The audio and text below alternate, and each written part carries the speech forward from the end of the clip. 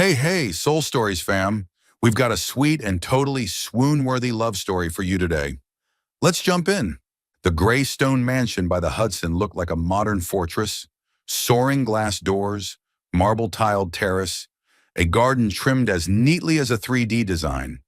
Outsiders saw only perfect beauty and wealth, but inside, silence was so heavy that the ticking of the clock was audible.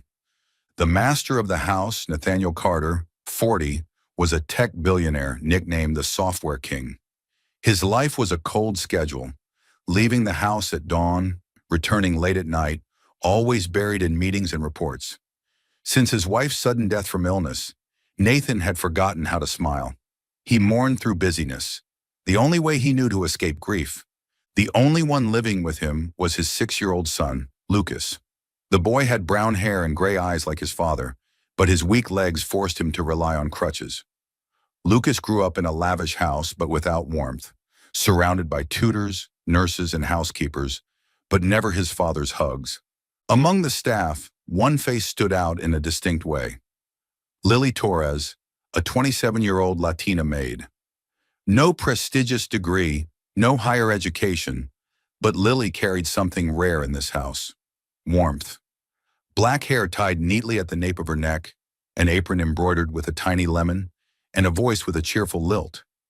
To Nathan, she was just another employee.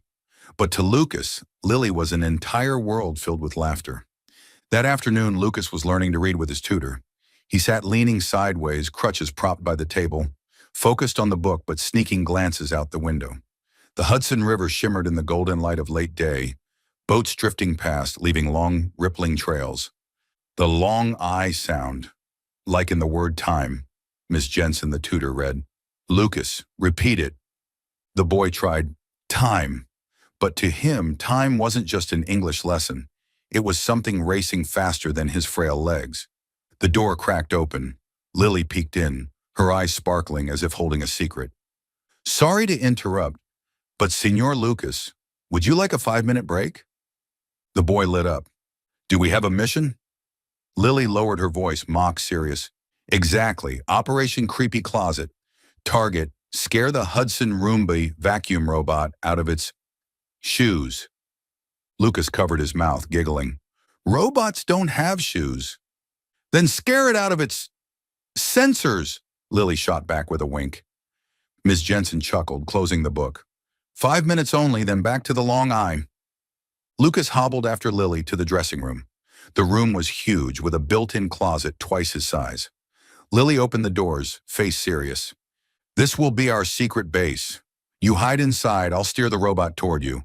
When it comes close, boo! Lucas hesitated, glancing at his crutches, afraid he couldn't move in time. Lily immediately knelt down, locking eyes with him. You don't need to be Superman, little warrior. Just sit at the closet edge. I'll handle the rest. The boy burst into laughter. Smart version. Exactly, the smart version. She spread a small cushion by the closet edge so he could sit comfortably. Once Lucas was ready, Lily stuck plastic googly eyes on the vacuum and pressed the start button. The Roomba whirred off, looking both funny and suspicious. 3, 2, 1. The closet door flung open. Lucas leapt out, hands raised like wolf claws. Boo! The robot spun in circles as if terrorized. Lily shrieked in mock fear. Ah, the sensors are under attack. Both collapsed in laughter, clutching their stomachs. Their giggles filled the room, echoing off the walls that had once been used to silence. Lucas laughed until his face turned red, while Lily laughed until tears streamed down. In that moment, he wasn't a sick child, just a normal boy having fun. The tutor returned, arms crossed at the doorway. Are the two warriors done? The lesson's waiting. Lily straightened her face, pretending stern. Today's lesson is the long I, for example, smile. Lucas was still hiccup laughing, but obediently repeated, smell. That night, Nathan came home as usual. The black SUV stopped at the door, and he stepped inside in a dark suit, his face expressionless. The housekeeper, Martha, greeted him with a stack of papers and kitchen reports. Is Lucas asleep? Nathan asked while signing invoices. Yes, sir.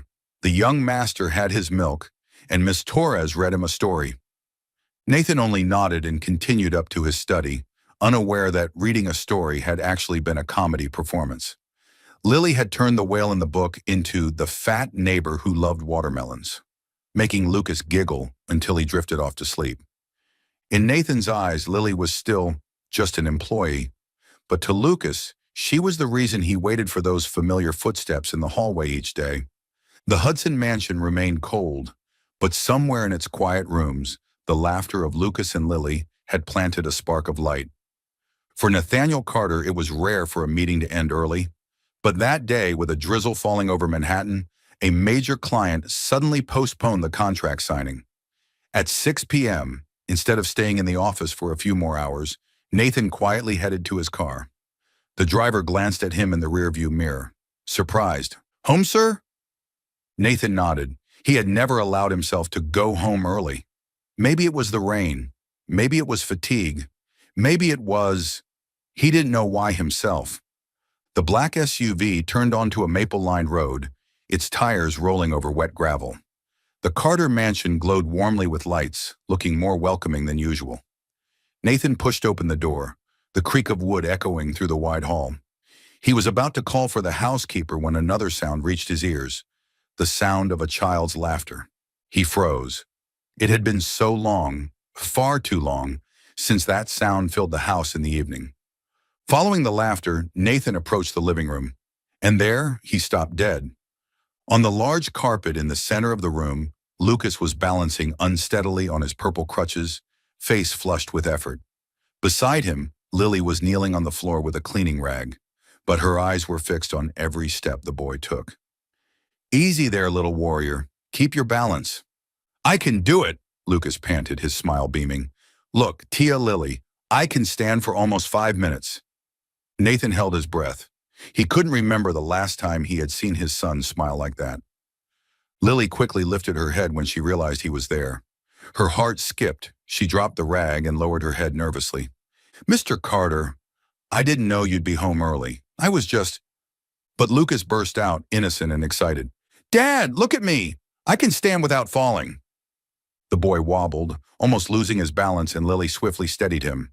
Nathan stepped inside, his eyes locked on his son. "You? How did you?" "Tia Lily trains me every day," Lucas declared proudly. "She says I'm a warrior, and if I keep trying, I'll run like the other kids." Lily flushed, quickly explaining. I only guide him through a few exercises during lunch breaks. I haven't neglected my duties, sir. Please don't misunderstand."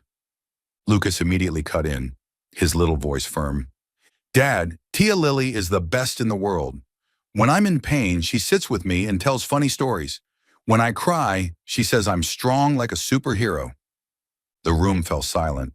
Nathan looked at Lucas, then at Lily's hands, calloused from housework. A strange feeling stirred inside him, guilt, confusion, and gratitude. "Lucas, go upstairs and rest. I need to speak with Miss Torres alone." Lucas hesitated, worried.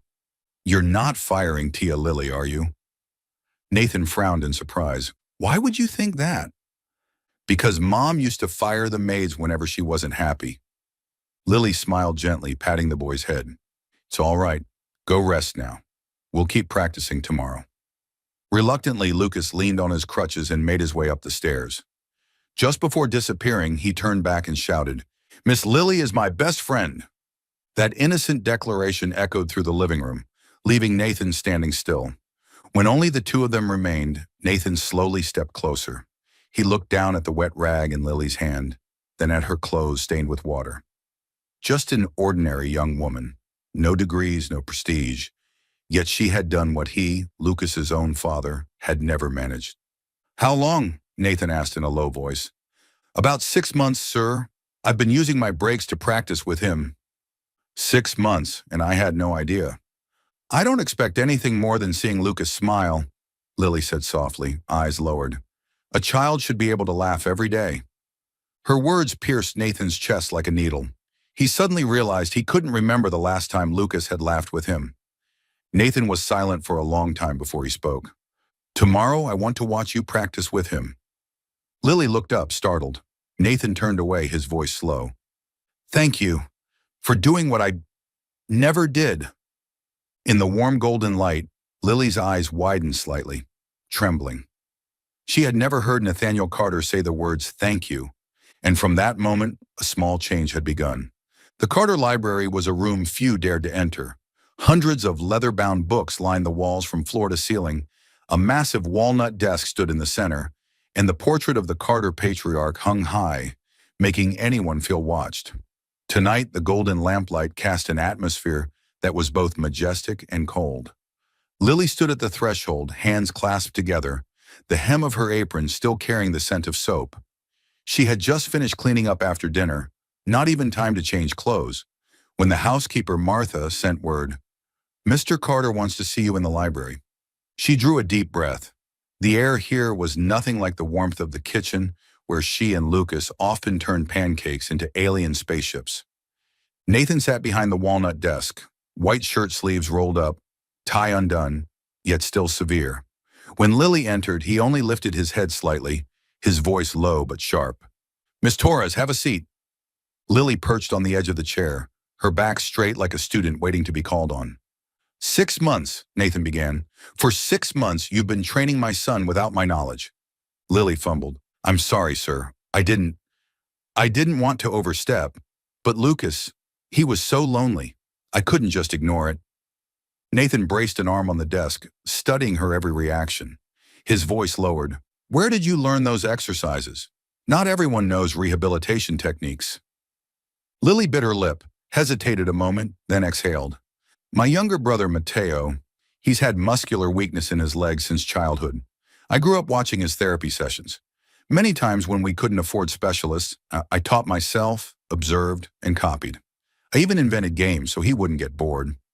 Nathan's gaze softened slightly. "Games?" Lily suddenly smiled, a smile that warmed the library by half a degree. "Mateo used to cry because he wanted to run like the other kids.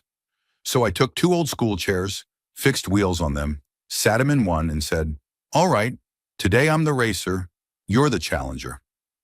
That became our chair races. Anyone watching from outside must have thought it ridiculous, but Mateo laughed until he was breathless. He shouted loud enough for the whole block, 'I won!' Lily laughed at the memory, then shook her head.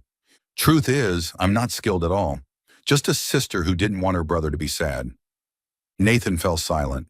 In his mind, the image of Lucas on his crutches that afternoon appeared, smiling widely. A simple woman with a few silly games had accomplished what the best doctors hadn't. "You don't have a medical degree?" he pressed. "No, sir," Lily admitted honestly. "It's all lived experience. I went with my brother to the hospital, mesmerized by every move. I never considered myself an expert. I just used love to keep him from feeling left out." Nathan stared at her for a long time, as if trying to catch some deception, but found none. Instead, he noticed the faint calluses on her palms, marks of scrubbing floors, and the steady patience in her eyes. "And yet, you've never asked for a raise or extra pay for doing more than your contract?" Lily shook her head, a little embarrassed. "My salary is enough to get by. What I really want is simply for Lucas to be happier. Don't you see? When he laughs, the whole house feels brighter." Her gentle words struck Nathan's chest like a blade. He remembered nights walking into a dark hallway, hearing only the tapping of his keyboard in the study and the silence in his son's room. He had never imagined how lonely a child could be. Lily added quietly, "A child should laugh every day, sir, and the greatest reward for me is Lucas's smile." In the cold room, her words rang like soft music. Nathan instinctively turned his face away, as if to hide the emotion stirring within him. He, the man who signed billion-dollar contracts without flinching, now found himself choked by the simple words of a maid. The silence stretched on. Lily sat still, hands clenched, fear creeping in. Had she just walked herself into trouble? Unexpectedly, Nathan let out a faint laugh, not mocking, but a mix of helplessness and respect. "Do you realize I've paid mountains of money to specialists, and not one of them ever made my son laugh the way you have?" Lily blushed faintly. "I was just lucky to have some experience from Mateo." "No," Nathan shook his head. "It's because you put your heart into it. Something unfamiliar flickered in his eyes. For the first time since his wife's death, Nathan showed a trace of tenderness. He leaned back in his chair, voice steady again. From now on, I want to know everything you do with Lucas. I don't want to keep being the father standing outside my son's life. Lily was caught off guard, then nodded. Yes, sir. Nathan seemed about to say more, but hesitated. He wasn't used to thanking people. In the end, he only said, just keep making him laugh. That's the only order. Lily broke into a bright smile. Understood, sir. But honestly, Lucas doesn't need orders to laugh. His heart is already so bright. He just needs someone to listen. Nathan looked at her, and for the first time, the oppressive library felt lighter. A strange thought echoed within him. Perhaps the real change in this house had begun with a child's laughter, and the heart of a young woman he had once dismissed as just an employee. That night after the conversation in the library, Nathan lingered in his study for a long time. He flipped through revenue reports again and again, but the numbers blurred before his eyes. His son's question from earlier echoed in his mind. Dad, can you be my friend like Lily? A simple question from a 6-year-old, yet it rocked Nathan's entire world. He had never considered that, in his son's eyes, he wasn't close enough to be called a friend. A father was important, yes, but a friend was the one who stayed by your side. That realization was like a small, silent blade slicing deep into his heart. The next morning, instead of leaving the house at 6 a.m. as usual, Nathan rose a little later. He stood in his dressing room staring at the neatly pressed black suit, then turned away, choosing a plain shirt and khakis instead. When the housekeeper Martha entered with his morning schedule, he shook his head. Cancel all my meetings this morning. Her eyes widened.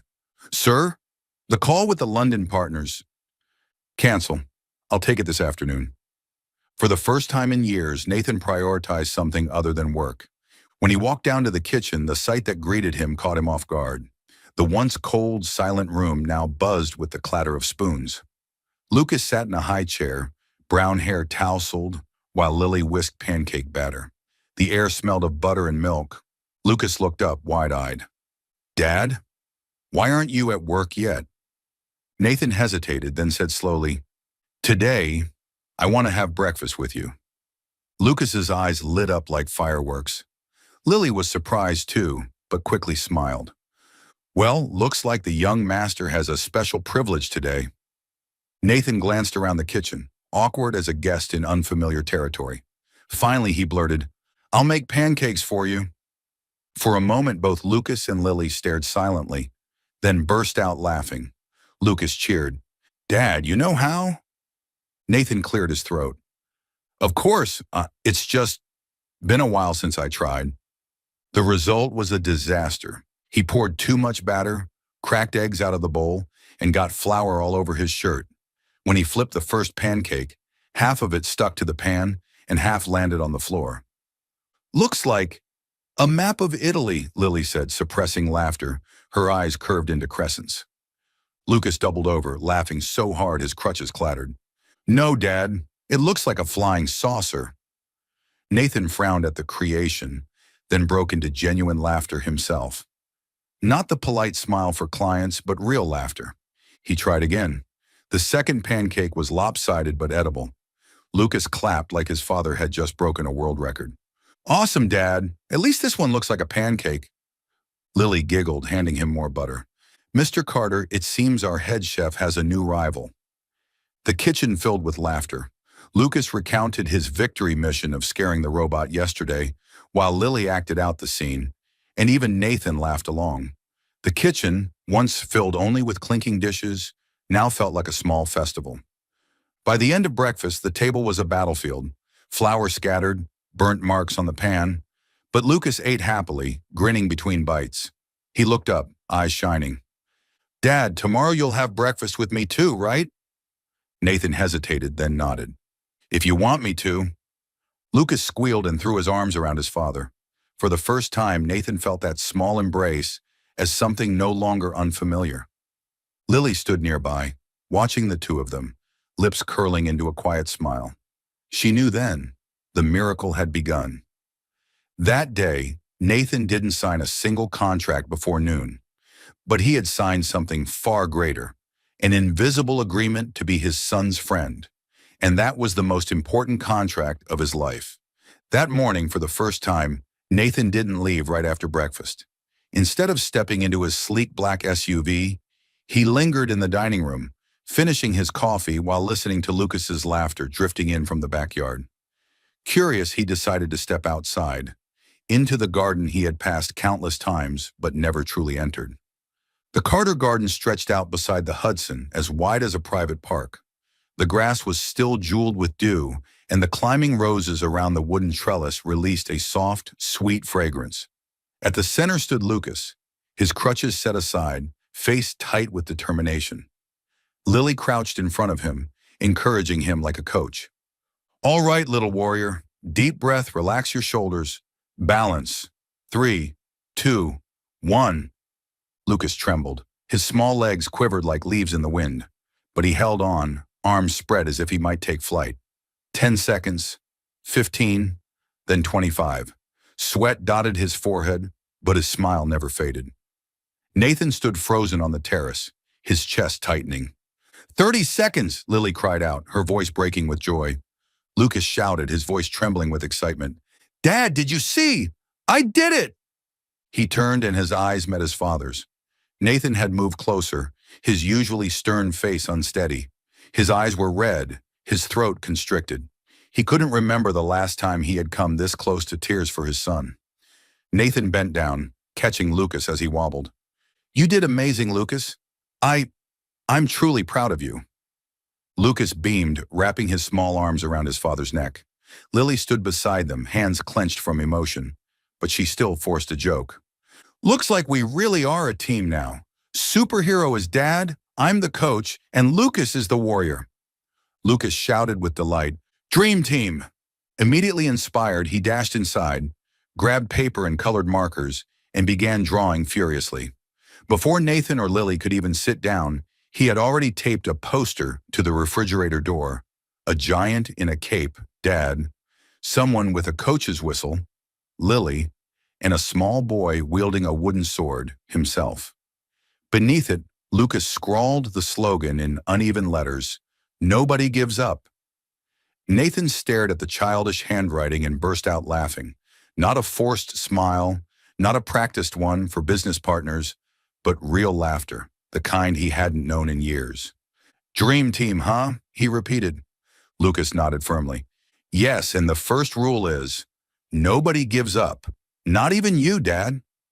Nathan pulled his son close, eyes gleaming. In that moment, he realized no project, no contract could ever be more important than being part of this little dream team. The kitchen, once a cold place meant only for service, now rang with laughter.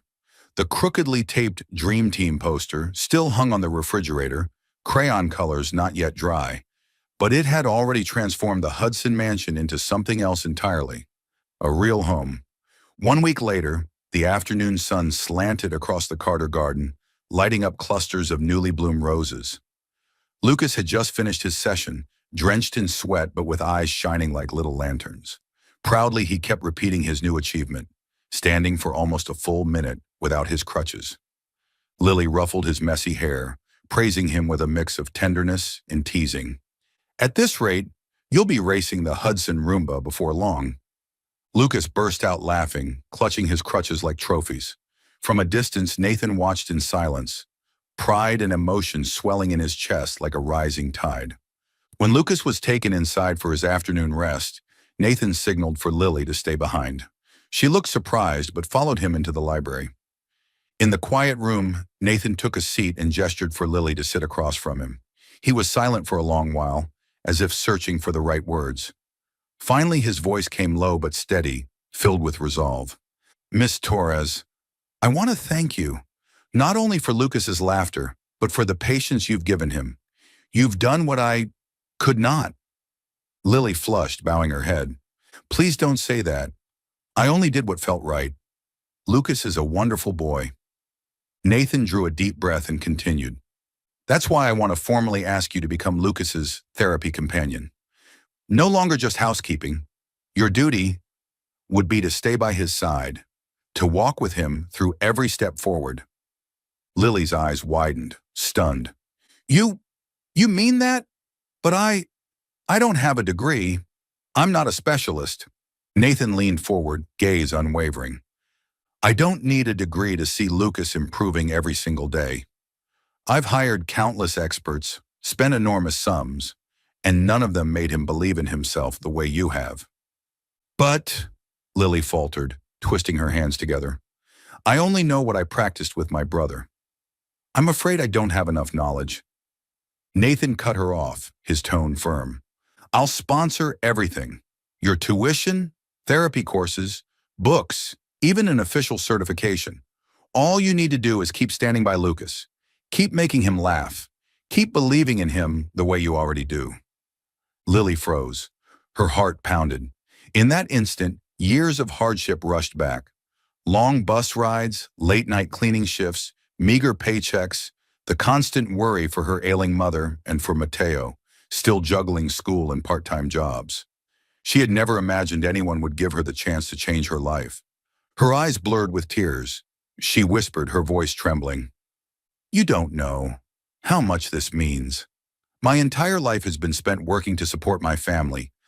I never even dared to dream of a real chance to study.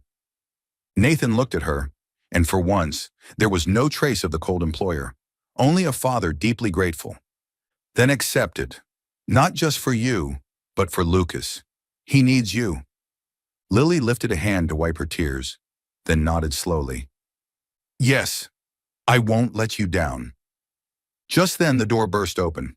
Lucas came bounding in, hair tousled, crutches clattering behind him. Miss Lily, Dad said you're staying forever, right? Lily turned, not yet able to answer, when Nathan gave a quiet nod. Lucas squealed, his eyes sparkling, as if he had just witnessed a miracle. Awesome! My coach is staying forever. He lunged forward, hugging Lily so hard his crutches clattered to the floor. Lily wrapped her arms around him, tears spilling again, this time tears of joy. Nathan stood watching, the corner of his mouth finally lifting into a smile. In that moment, he knew he had made the best decision of his life. Outside the window, the late afternoon sun poured in, shining across the Dream Team poster taped to the fridge. 3 crooked crayon figures, with the scribbled motto beneath, "Nobody gives up." And now, with this new promise, the Dream Team was complete. You're watching Soul Stories exclusive to our channel. If you're still with us, drop a comment. We read and cherish them all. Subscribe to support more heartfelt, original stories. Thanks for being part of the Soul Stories family. That evening, the Waldorf Astoria blazed with lights. New York's elite gathered for the annual charity gala, where gowns glittered and wine shimmered like starlight. Nathaniel Carter was the guest of honor, usually arriving alone. But this time, when the sleek black SUV stopped at the red carpet, he stepped out with Lucas and Lily. Lucas wore a tiny suit. His bow tie was a little crooked, but his face glowed. Beside him, Lily wore a pale blue dress, simple, not designer, just a rental from a modest shop. Yet the gentle smile on her face drew every eye more than any jewel. The moment they entered the hall, whispers rippled like small waves. Good heavens, who did Carter bring? Don't tell me. The maid from his mansion? How bizarre. A man like him, with models chasing after him, and he brings this ordinary girl? Lily heard every word. Though she tried to keep smiling, her heart clenched. She gripped Lucas's hand tightly, instinctively wanting to shrink back. But Lucas lifted his head, his eyes shining. Don't be sad, Tia Lily. They just don't know the truth. Nathan's gaze swept the room, cold as steel, silencing more than a few tongues. Still, some eyes lingered, sharp with judgment. He felt Lily's hand trembling and was about to speak to reassure her when the gala's MC suddenly called him on stage. Before hundreds of guests, Nathan walked to the podium, Lucas scurrying beside him, while Lily stayed back. The MC handed him the microphone, voice bright. Ladies and gentlemen, please welcome Mr. Nathaniel Carter. Applause rang out, then hushed again into whispers. Just as Nathan was about to speak, Lucas unexpectedly grabbed the microphone. Mister, can I talk first? The whole hall laughed. The MC looked flustered, Nathan slightly stunned, but he nodded, letting his son do as he wished.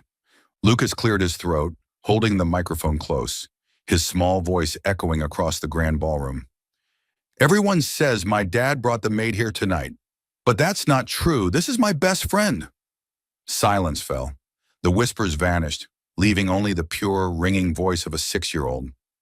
Lucas continued, face serious as if addressing the United Nations.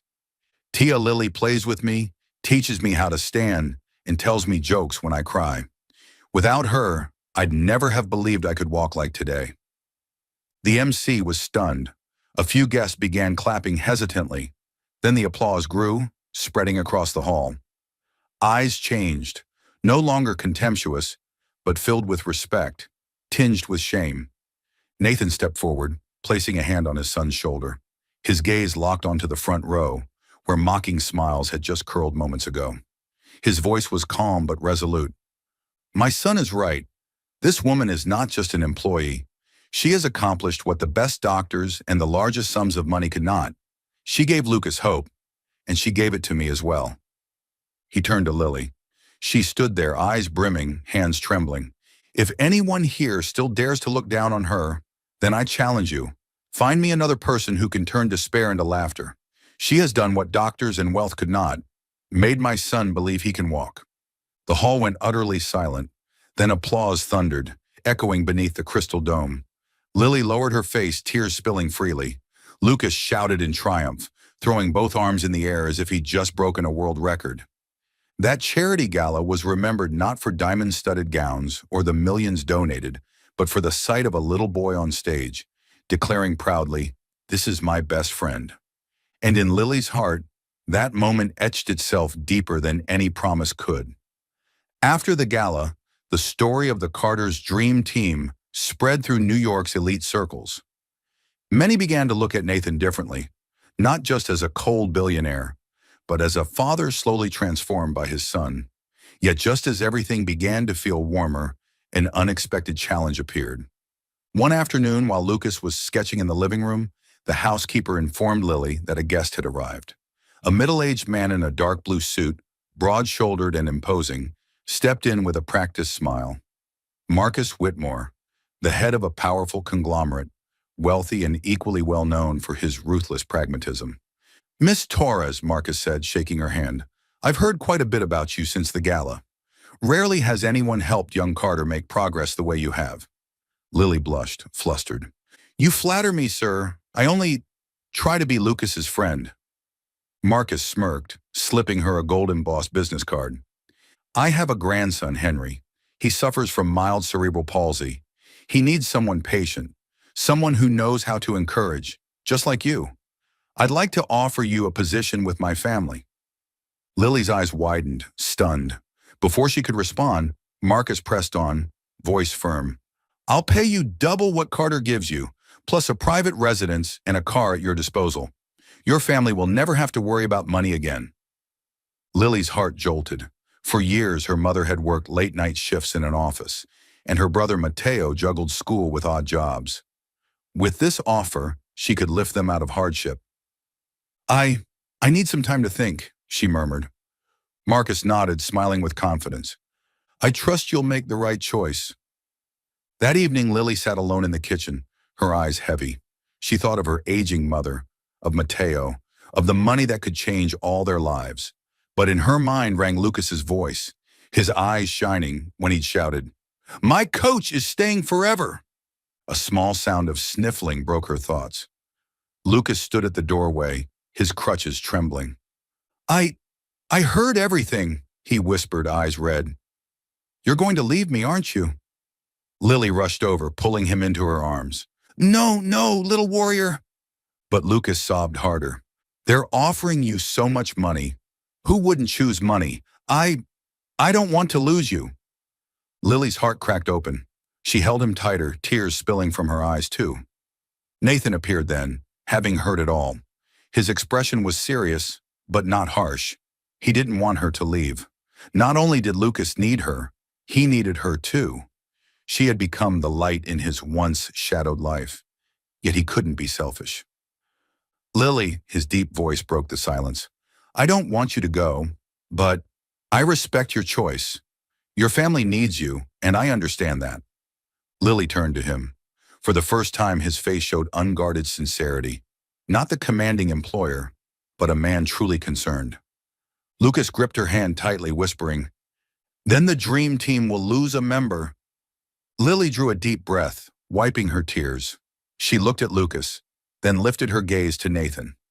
In that moment, the confusion melted away, leaving only one certainty in her heart.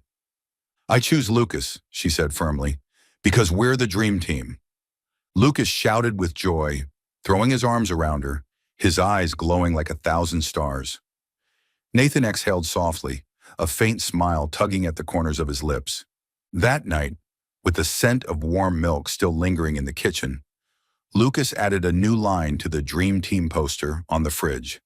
"Nobody gets left behind." And all three of them laughed, their laughter ringing through a mansion once cold, affirming one truth: challenges would come, but this little family would never break.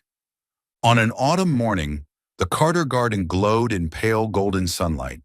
Scarlet maple leaves drifted down onto dew-damp grass, the air cool and crisp. Nathan had usually only seen autumn through his office windows, but today he was here, with his son and Lily. Lucas braced himself on his crutches, taking a long breath. His small face shone with determination, though his hands trembled. Lily stood beside him, gently touching his shoulder, her voice soft. "Little warrior, today let's try something new. You've already stood strong for a long time. Now let's see if you can take a few steps without the crutches." Lucas's eyes widened. He swallowed hard, whispering, "No, without crutches? What if I fall?" Nathan stepped forward, crouching down to his son's eye level. He spread his arms wide, his voice low but steady. "I believe in you, and if you fall, I'll be here." Lucas looked at his father, then at Lily. Both were smiling at him with encouragement. In that moment, he realized he wasn't alone. "All right, I'll try," Lucas said with a firm nod. Lily set the crutches aside, her hand hovering gently at his back. "1, 2, 3. Go ahead, take a step." Step 1, trembling, his legs nearly giving out, but Lucas bit his lip and pushed forward. Step 2, his whole body swayed, fear flashing in his eyes. "You can do it," Lily whispered. Step 3, Lucas lunged forward and collapsed straight into Nathan's arms. The garden went still for a heartbeat. Then a high, jubilant cry split the air. "I walked! I did it!" Lucas clung to his father's neck, grinning through tears shining on his cheeks. Nathan held him tight, his own throat thick, vision blurred. "Yes, you did it, Lucas. I've never been prouder of you." Beside them, Lily wept with joy, even as her smile spread. She wrapped her arms around them both, forming a small, warm circle in the sunlit garden. In that moment, laughter and tears mingled. The rustling leaves above seemed to applaud. The Dream Team poster in the kitchen was still taped to the fridge, but today the team had witnessed a real miracle. Nathan looked up, clutching his son, his gaze meeting Lily's. Suddenly he understood. No skyscraper, no billion-dollar deal could ever compare to this. The moment of watching his child walk on his own 2 feet. This was his greatest achievement. The three of them embraced, laughing, even as tears streamed down their faces. And under the golden autumn light, that little family knew they had stepped into a new chapter, one of hope, love, and the first steps toward a radiant future. After the miracle in the garden, the mansion by the Hudson felt reborn. Every morning, Lucas woke earlier, demanding 2 extra minutes of statue standing, then thickened the slogan, "Nobody gives up," on the poster taped to the fridge. Nathan brewed his coffee more slowly now, no longer pacing with his phone, eyes on emails. He leaned against the counter, watching Lily tie back her hair, sprinkle cinnamon over pancakes, and tease Lucas with stories about the whale neighbor who loves watermelon. Their laughter mingled like a soft soundtrack, seeping into corners that had once been steeped in silence. Nathan realized that every time Lily walked through a room, the house seemed to grow brighter. She drew back curtains to let in sunlight. She tucked sprigs of rosemary into recycled jars. She pasted tiny paper stars along the edge of Lucas's mirror. For luck. Small gestures, yet powerful enough to chip away at the wall of silence he had built around his life. One afternoon, Lily taught Lucas how to water the herb garden. The boy tipped the can too far, splashing water across Nathan's shoes. Lily rushed to apologize while Lucas giggled. "Dad, my basil likes baths just like me." Nathan looked into his son's gray eyes, now so radiant, and then into Lily's warm brown gaze. For a fleeting moment, he felt at peace, a feeling he hadn't known in years. That night, Nathan opened an old frame, the last summer photograph with his wife. The ache was still there, sharp as ever. He whispered, "I haven't forgotten you." Then he closed the frame and understood. A heart is not a vault with space for only one treasure. A heart, if tended, can hold on to the past while opening up to the present. Since Lily had walked in, his present had found color again. This realization wasn't loud. It grew quietly, meal by meal, laugh by laugh. Every time he saw Lily kneel to tie Lucas's shoes, every time he heard her say, "Well done, little warrior," with pride. Until one night, beneath a high, silver moon, Nathan knew he could no longer remain silent. The garden that evening smelled of wet grass and the scent of climbing roses. Warm golden lights lined the path like fireflies, while crickets kept time for the night's orchestra. Lucas, exhausted from the day's training, had gone to bed early, hugging his crutches as if they were friends. Nathan texted Lily to come outside for mint tea. When she appeared in a simple dress, hair tied neatly, he felt an unfamiliar nervousness, like a young man discovering his first stirrings of love. "This tea, did it get the head chef's approval, Mr. Carter?" Lily teased softly. She too sensed something different in the way he looked at her. "The chef's off duty. Tonight it's just me." Nathan handed her a porcelain cup. "Mint grown by Lucas. I only boiled the water." Her fingers brushed his as she took it. Warmth lingered. They sat on the wooden bench, facing the lawn where Lucas had taken his 3 miraculous steps. The moon poured silver across the roses, blanketing the garden in a velvet hush. Nathan spoke at last, carefully as though words might shatter the air. "I once thought I would spend the rest of my life in silence. Silence in work, in this house, even in my own heart. Then you came, and everything changed." Lily lowered her gaze. "Mr. Carter." "Call me Nathan," he interrupted, gentle, more an invitation than a command. "From the moment you stepped into Lucas's life, you pulled me out of the shadows too. I won't dress it up. I'll say it plain. You brought the light back to both of us." A breeze stirred. A rose petal landed on the bench. Lily stared at it, then lifted her eyes. In her gaze, the moon itself seemed to soften into a tear of light. "Nathan, but who am I? I'm just an ordinary girl. You're a billionaire. I'm your employee. People will talk. They'll judge. They'll hurt you. And Lucas. I'm afraid." Nathan didn't look away. He accepted her fear, neither denying nor dismissing it. "I know. I've heard them already at the gala, in the office hallways, even over lunch. But Lily, I don't care what the world thinks. This family is everything, and I choose family, not opinion." She stayed quiet. Inside her, memories of hardship pressed together. Cheap bus tickets, night cleaning shifts, Mateo's tuition worries, meals stretched from a few crumpled bills. But alongside them stood the afternoon Lucas had fallen into his father's arms. His radiant laughter, the crooked but proud Dream Team poster. 2 worlds tugging at her heart. Nathan's voice deepened, opening the most guarded chamber of his soul. "I don't want anyone to replace the memory of my wife. That would be impossible and unfair. But I've learned something. Love isn't a cup that spills once it's full. Love is a river. It finds new channels, embraces new branches, and keeps flowing.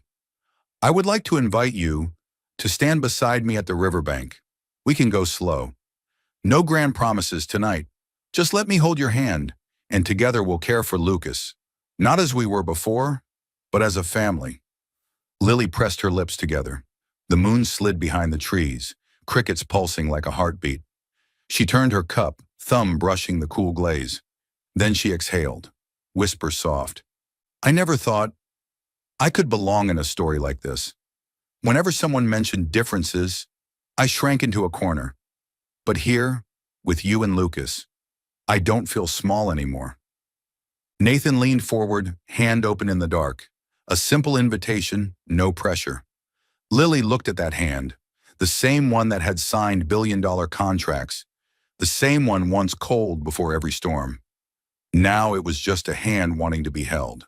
She placed hers in it, warm, perfectly fitting. Then, I'll agree to go slow, she said with a smile, on one condition. Condition? The Dream Team rules still apply. Nobody gives up.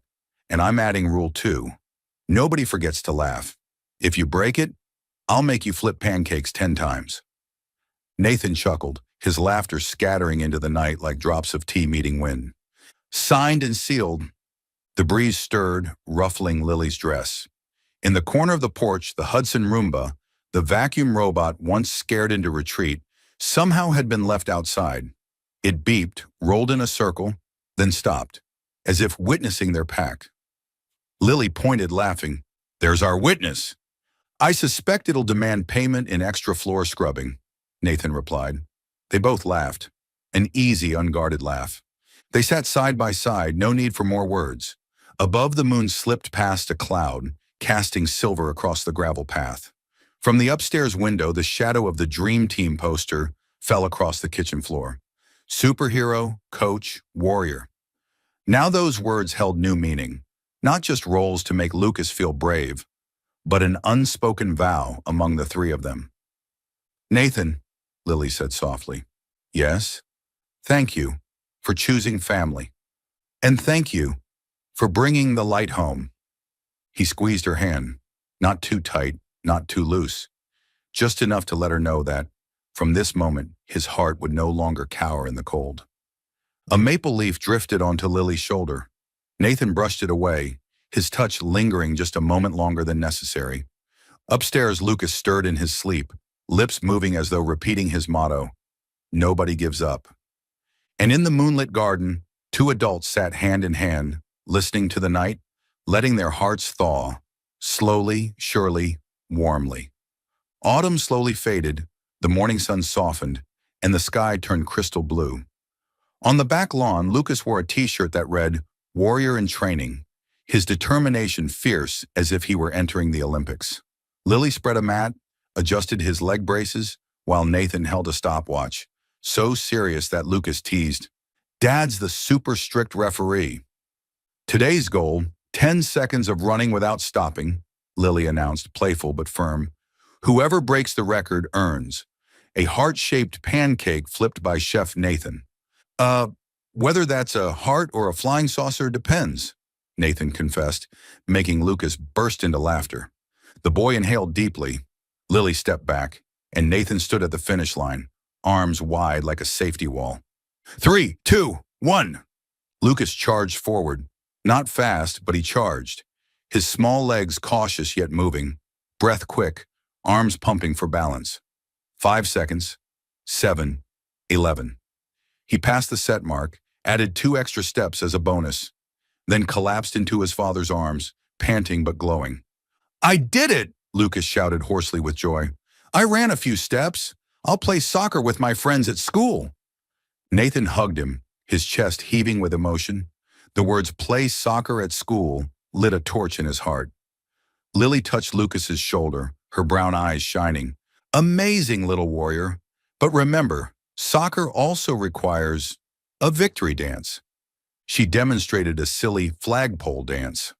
Lucas copied, flapping like a penguin, until Nathan laughed so hard his eyes watered. On the grass, their laughter rang like tiny bells. That afternoon, the kitchen turned into a cooking studio. Nathan donned a checkered apron. Lucas had slapped a sticker on it, Dream Team's head chef. Lily wore a paper chef's hat Lucas had folded, while the boy himself declared he was the tough judge. Tonight's menu, pumpkin soup, pan-seared chicken, and heart-shaped pancakes for the record breaker, Lily announced dramatically. Me! I broke the record! Lucas waved his hand, hopping 3 times before clinging to a chair, grinning proudly. Everything went smoothly, until Hudson Roomba, the vacuum robot, rolled into the kitchen after someone pressed the wrong button. It beeped, trying to clean spilled flour, dragging a long white snake across the floor. Lily burst out laughing. Our housekeeping staff is very proactive today. Nathan bent to pick up an egg, accidentally bumped the mixing bowl. Whoosh! Flour exploded like snow. Lucas yelled, "Flour storm! Flour storm!"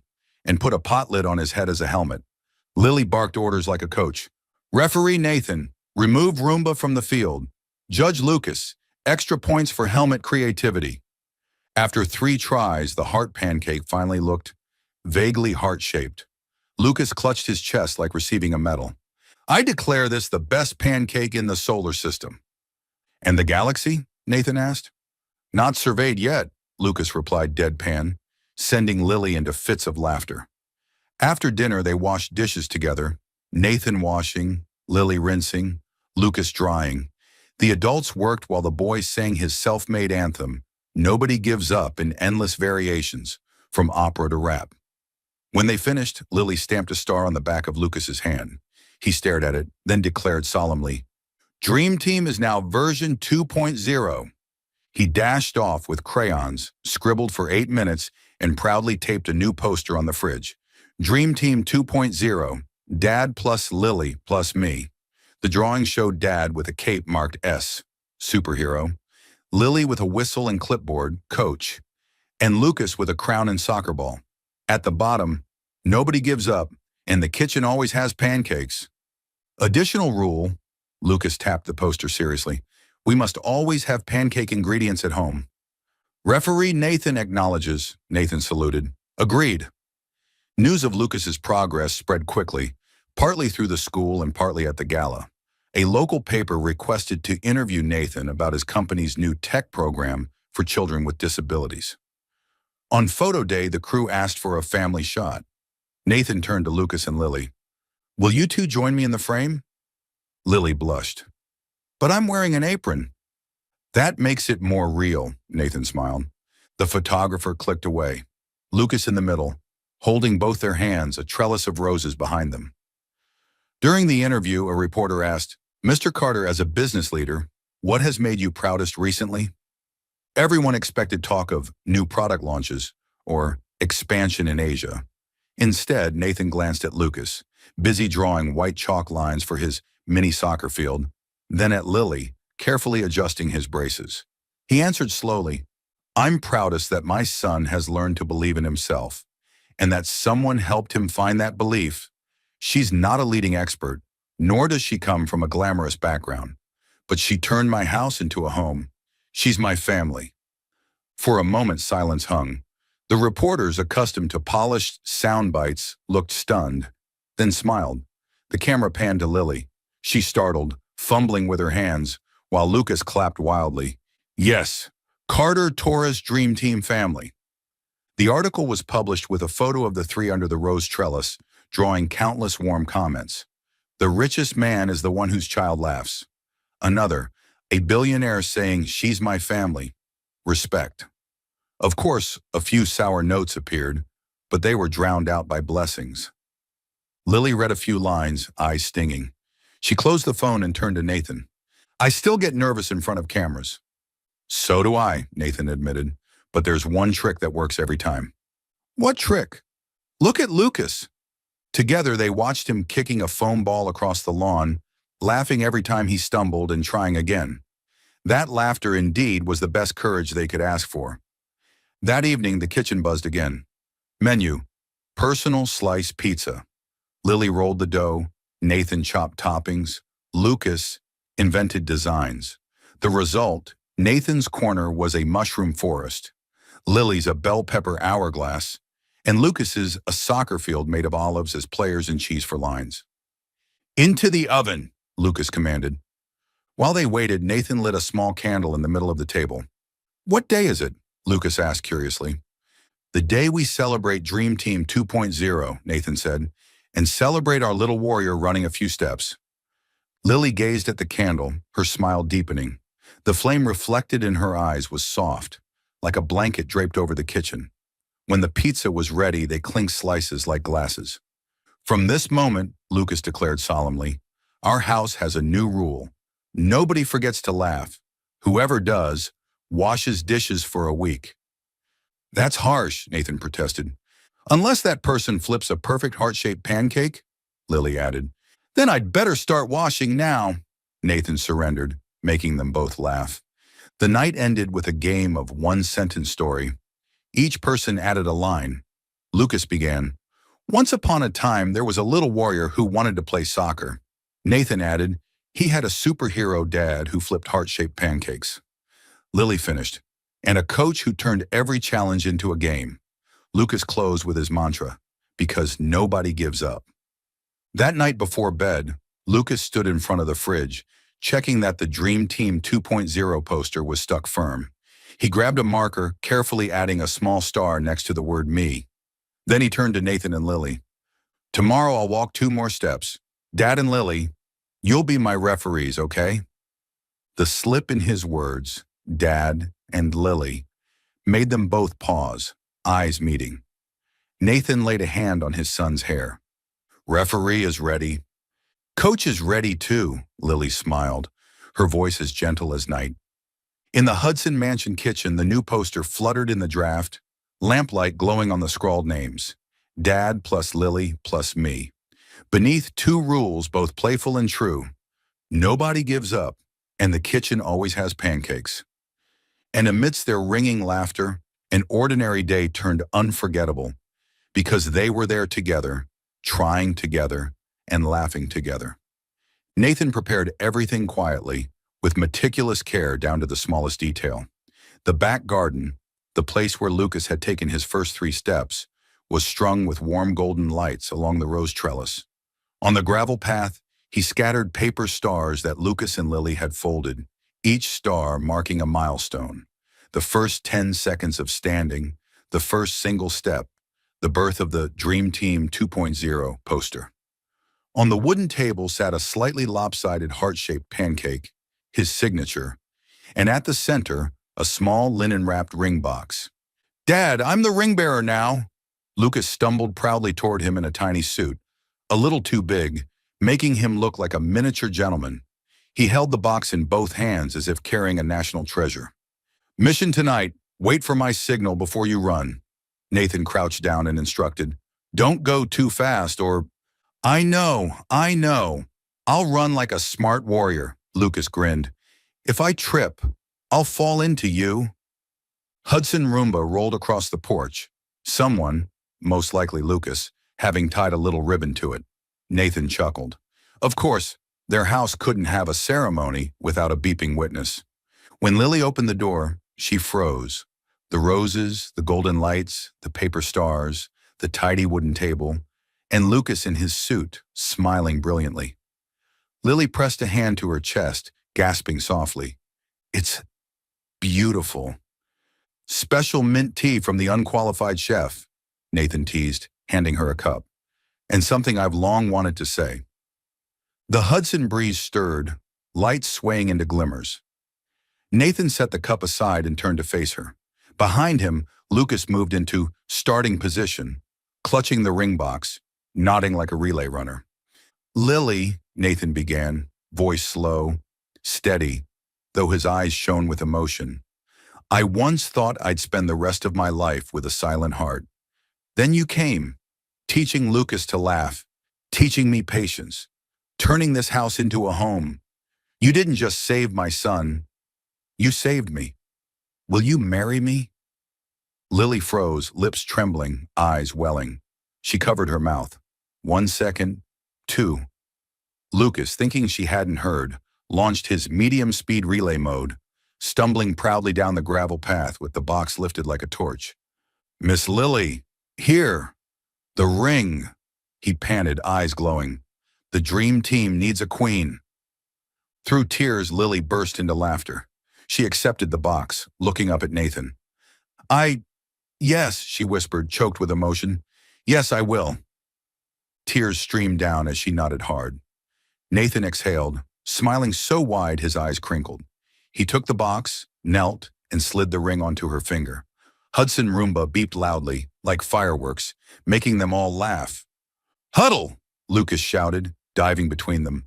The 3 embraced under the rose trellis, the lights twinkling above as if clapping along. A month later, the wedding. The wedding was held in the same garden a month later. No grand ballroom, no fireworks, just roses, warm golden lights, wooden chairs, and friends who truly cherished them. Rosa baked the cake. The top tier was a heart-shaped pancake, which made everyone laugh until tears fell when they cut it. Martha tucked rosemary sprigs into Lily's hair to keep the kitchen warm forever. Mateo hugged his sister tightly before the ceremony. "You're the reason I stand strong today." Lucas wore a gray suit, bow tie perfectly straight this time, proud in his role as the professional ring bearer. He walked carefully down the rose-petal path, pausing to give guests a thumbs up. At the wooden altar, he handed over the ring with both hands, announcing, "I now deliver Dad's spare heart to Miss Lily." Laughter rippled through the crowd. Lily blushed. Nathan couldn't hold back a grin. When it came time for vows, Nathan looked into Lily's eyes. "I promise to keep trying every Sunday to flip heart-shaped pancakes. When you're tired, I'll be your shoulder. When Lucas stumbles, I'll be his arms. When we disagree, I'll be the first to apologize. And I promise to choose family every day." Lily's reply was trembling, but strong. "I promise no one in this home will ever give up. I promise to remind you to laugh when you forget, and remind Lucas to rest when he pushes too hard. I can't replace anyone from the past, but I will help you build a home here and now, with patience and love." "We're officially the dream team now," Lucas shouted, bouncing like a spring as the officiant declared them husband and wife. Applause erupted across the garden, laughter carrying all the way to the river. That night they danced slowly on the grass. Nathan guided Lily. Lucas spun around them with his invented soccer in the wind dance. Hudson Roomba rolled by, scattering leftover petals courtesy of Lucas's upgrade. The music ended in a chorus of clapping and a few offbeat howls from their closest friends. Years later, time passed. Not too fast, not too slow, just enough for promises to take root. Lily worked as Lucas's therapy companion while studying tirelessly. Each night after Lucas slept, Nathan made her hot cocoa and quizzed her with anatomy flashcards, sometimes mispronouncing terms just to make her laugh. Mateo sent her his quirky memory tricks. Plantar flexion equals press the gas, dorsiflexion equals release the gas. And Lily plastered them on her walls. On the day Lily graduated from her program, Lucas brought the "Nobody Gives Up" poster to the ceremony, climbed onto a chair and shouted, "Coach Lily, you can do it." The audience erupted in laughter. An elderly professor, moved, said, "If every patient had an ambassador like him, we'd heal much faster." Years later, with initial support from the Carter Technologies Foundation, Lily opened the Heart Therapy Center near the Hudson River. Its sign was simple: white background, blue letters, "Nobody gives up." The philosophy: therapy through play and joy, wheelchair races, dough kneading with your strong hand, foam ball soccer, smile roll call. The therapy room displayed a wall of before and after photos, each captioned in a child's handwriting. "I stood for 20 seconds. I carried my backpack to class. I raced with Mom." Word spread far. Thousands of children and adults came. Lily became known not for titles, but for how she remembered names, noticed small quirks, and turned exercises into bravery games. The press called her the therapist of hope. Yet whenever a camera turned to her, she still grew nervous. Her cure was the same as always. She looked at Lucas. Lucas grew into a strong young man. He became the living proof of the center, its most beloved ambassador, sharing his story at schools, hospitals, and community events.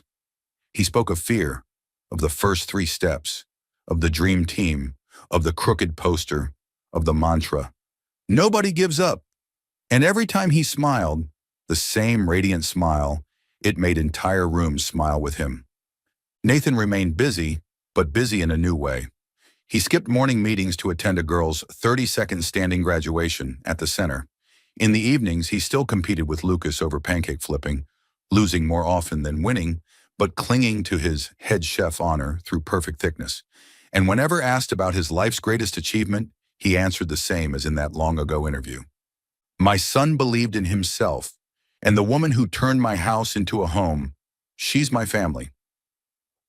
On the third anniversary of the center, the Carter Garden lit up once again. Friends, colleagues, and families of patients gathered. A boy who once used a wheelchair ran freely. Another child who had cried from fear now danced the same flagpole dance Lucas once did. Rosa brought out a multi-tiered cake, topped, of course, with a lopsided heart pancake. Hudson Roomba, upgraded with a new battery, beeped and circled with rainbow ribbons trailing, the unofficial mascot of every celebration. Lily stood in the garden, her hand in Nathan's. Lucas, now nearly his father's height, took the microphone. Ladies and gentlemen, I once dreamed of playing soccer at school. Now I can, and while I'm not a champion, I am the champion of celebrations.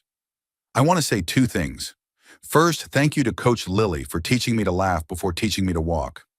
Second, thank you to Dad for choosing family. And third, that's already three, Nathan interrupted, making everyone laugh. Fine, three. Now we're the true dream team. The cheers echoed loudly. Lily looked at father and son, eyes misty but smiling. She whispered to Nathan, one more rule, nobody forgets to hug every day. Signed, Nathan replied, squeezing her hand. The garden by the Hudson rang with laughter once more. Lights twined around the roses, the river breeze brushed past, and paper stars trembled. In the kitchen, the old poster still hung. Dream Team 2.0, Dad plus Lily plus me. Now with a handwritten line added by Lucas. The Carter family, nobody gives up. And the story closed with the image of three people leaning against one another in the night garden. A new family, happy, filled with laughter, and somewhere nearby, Hudson Roomba beeped in agreement.